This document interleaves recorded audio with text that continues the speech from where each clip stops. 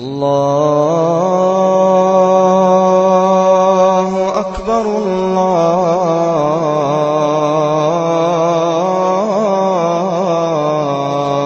Akbar.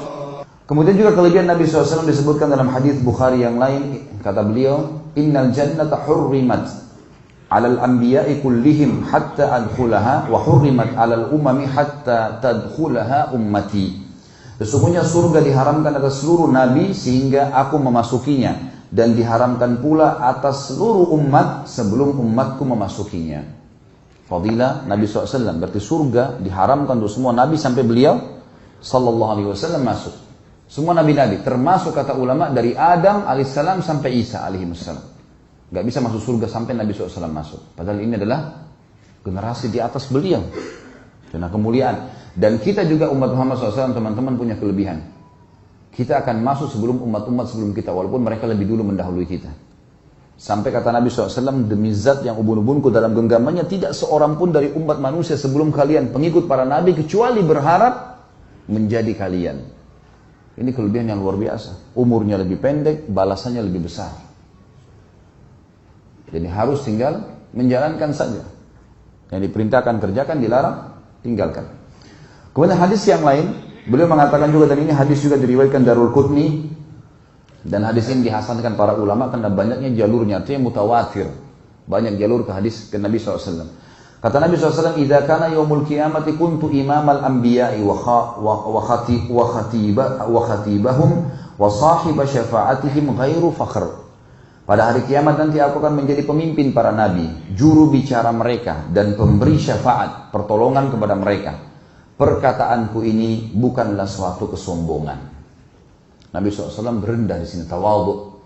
Bahasa Arabnya tawadhu, merendah, dan kita disuruh semuanya merendah. Kata Nabi SAW, "Man tawadha lillah rafa'ahu Allah." Hadis sahih riwayat Tirmidzi. Siapa yang merendah karena Allah, Allah akan tinggikan derajatnya. Hati-hati jangan anggap remeh orang lain, teman-teman. Syamata namanya. Syamata itu menganggap remeh orang. Perhatikan perkataan Umar radhiyallahu anhu. Aku takut, kata Umar, aku takut kalau ada seorang wanita hamil lewat di depanku, lalu aku berkata, ih perutnya besar ya, maka Allah membuatku hamil. Faham maksudnya? Mustahil laki-laki hamil kan? Tapi Umar faham tentang masalah hukum syamata, menganggap remeh orang lain, tidak boleh. Kata beliau, aku takut kepada Allah maksudnya, kalau aku mengatakan pada wanita yang lewat di depanku lagi hamil, ih perutnya besar ya, maka Allah membuatku hamil. Jadi nggak boleh. Dan juga dalam peperangan sama, teman-teman. Dalam peperangan pun tidak boleh kita menganggap remeh musuh. Nabi SAW sering berdoa agar didaukan dari syamatatil a'da. Syamatatil a'da artinya apa? Penganggap remehan terhadap musuh. Di perang Hunain, pasukan muslimin di atas 10.000 orang. Pasukan musuh cuma sekitar 5.000, 6.000 orang. Tapi pasukan muslimin dikalahkan di awal peperangan. Karena mereka mensyamata musuh mereka. Menganggap remeh musuh mereka. Jadi nggak boleh menganggap remeh orang. Hati-hati. Nabi SAW ingatkan masalah itu. Dan beliau sudah jelas-jelas dapat jabatan tinggi masih mengatakan wa kalami hadza, atau dikatakan ghairu fakhrin, dan perkataanku ini tidak ada kesombongan di situ. Dalam sabda yang lain juga diriwayatkan Tirmidzi, Ibnu Majah, Ahmad, dan semua dengan sanad sahih, dan nomor-nomor hadis di situ tentunya. Kata beliau, ana sayyidu waladi Adam yaumal qiyamah wa awwalu man yanshaqqu anhu al-qabr yaumal qiyamah wa awwalu syafi'in wa awwalu musyaffi'in. Aku adalah pemimpin anak cucu Adam, manusia pada hari kiamat. Kelak orang pertama yang kuburannya terbuka pada hari kiamat, orang pertama yang memberi syafaat, pertolongan, dan orang pertama yang dikabulkan syafaatnya. Ada 3 kelebihan di sini. Saya pemimpin anak Adam pada hari kiamat. Berarti semuanya akan menunggu Nabi SAW, termasuk nabi-nabi sebelum beliau. Hadis sebelumnya, saya juru bicara mereka. Kemudian yang kedua, akulah orang yang pertama dibukakan kubur. Jadi nanti hari kebangkitan, dalam riwayat yang lain dikatakan Allah yang maha pemurah dan maha tinggi akan menurunkan hujan dari langit, lalu akan menyentuh tulang-tulang ekor kalian. Dalam riwayat yang dikatakan semua tubuh kalian akan dimakan oleh tanah kecuali tulang ekor kalian, yang darinya Allah akan bangkitkan kalian. Ada asar yang lain riwayatnya menyebutkan Allah turunkan hujan berbentuk seperti sperma laki-laki yang akan tersentuh ke tulang-tulang ekor, lalu membuat kalian tumbuh seperti tumbuhnya tumbuh-tumbuhan, tumbuh kembali gitu.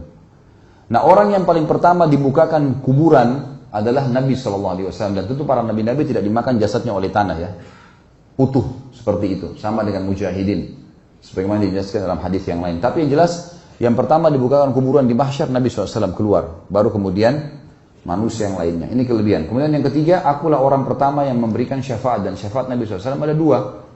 Nanti kita akan bahas di masalah mahsyar, ada dua syafaat, syafaat ammah dan syafaat khassah. Pertolongan yang umum, pertolongan yang khusus. Pertolongan yang umum adalah nanti manusia akan berkumpul pada hari kiamat di mahsyar lalu mendatangi Adam karena panasnya di mahsyar sampai mereka ada yang tenggelam sampai mata kakinya dengan keringatnya sendiri, ada yang sampai lututnya, ada yang sampai perutnya, ada yang sampai dada, ada yang tenggelam dengan keringat dia sendiri. Dan Allahu alam berapa lama kita akan didirikan di mahsyar seperti itu, kata Nabi SAW. Lalu manusia kena jenuh datang kepada Adam, minta tolong, hai Adam, kau ayah kami yang pertama, kaulah manusia pertama, mintalah kepada Allah agar Allah datang menghukumi kami, mengadili kami ke surga atau ke neraka. Karena beratnya mereka rasa pada itu, mereka lupa ini, neraka itu lebih berat sebenarnya. Yang terjadi teman-teman sekalian, Adam mengatakan saya sudah melakukan pelanggaran, saya tidak berani. Coba pergi ke Idris juga nolak. Semua mengatakan diriku sendiri aku tidak mampu. Idris mengatakan coba pergi kepada Nuh juga nolak. Kemudian Nuh tunjuk kepada Syuaib kepada Saleh, Hud dan seterusnya sampai mereka datang kepada Nabi SAW. Dan beliau mengatakan, apakah kalian tahu nanti bagaimana manusia mengenalku pada hari kiamat? Kata para sahabat, Allah dan Rasulnya lebih tahu. Kata Nabi SAW, setelah mereka mendatangi semua nabi-nabi mereka, dan suara itu terdengar di mahsyar, terakhir semua nabi menolak, dan Isa mengatakan, pergilah kepada Muhammad. Lalu mereka pun mendatangi dan mengatakan, hai Muhammad, kau nabi terakhir, kaulah yang diutus oleh Allah sebagai seluruh manusia. Dipuji-puji Nabi SAW oleh orang-orang yang ada di situ. Mintalah kepada Allah agar Allah datang menghakimi kami ke surga atau ke neraka. Lalu kata Nabi SAW, ana lahu. Saya pemiliknya. Lalu beliau datang, sujud di depan arsy-Nya Allah, singgasananya Allah. Lalu kata Nabi SAW, Allahu a'lam berapa lama saya sujud. Dan Allah membukakan untukku puji-pujian yang belum pernah diberikan untuk orang sebelumku. Sampai terdengar suara Allah mengatakan, ya Muhammad irfa' ra'sak washfa' tushfa'. Hai Muhammad, angkat kepalamu, sekarang berikan syafaat, akan diterima syafaatmu. Maka Nabi SAW meminta agar Allah menghakimi semua manusia. Ini namanya syafaat umum. Semua orang diadili pada saat itu. Ada syafaat khusus, diberikan khusus untuk orang-orang yang beriman, umat beliau SAW. Jadi nanti kalau ada orang yang tidak melakukan dosa syirik besar, ada pelanggaran-pelanggaran, Nabi SAW memberikan syafaat. Dan nanti kalau ada orang sudah masuk neraka, dari orang-orang beriman, maka Nabi SAW diberikan kesempatan oleh Allah untuk mengeluarkan siapapun di antara mereka yang punya dalam hatinya keimanan walaupun sebesar biji sawi. Bahkan dalam riwayat dikatakan setengah biji sawi. Maka ini berarti syafaat khusus, gitu kan? Agar orang-orang beriman bisa selamat masuk ke dalam surga. Teman-teman kalau ikutin di YouTube ada ceramah saya tentang surga neraka, panjang lebar saya jelaskan masalah bagaimana surga itu. Yang jelas Nabi SAW adalah orang yang pertama memberikan syafaat dan orang yang pertama dikabulkan syafaatnya. فَبِأَيِّ آلَاءِ رَبِّكُمَا تُكَذِّبَانِ كُلُّ مَنْ عَلَيْهَا فَانٍ وَيَبْقَى وَجْهُ رَبِّكَ ذُو الْجَلَالِ وَالْإِكْرَامِ.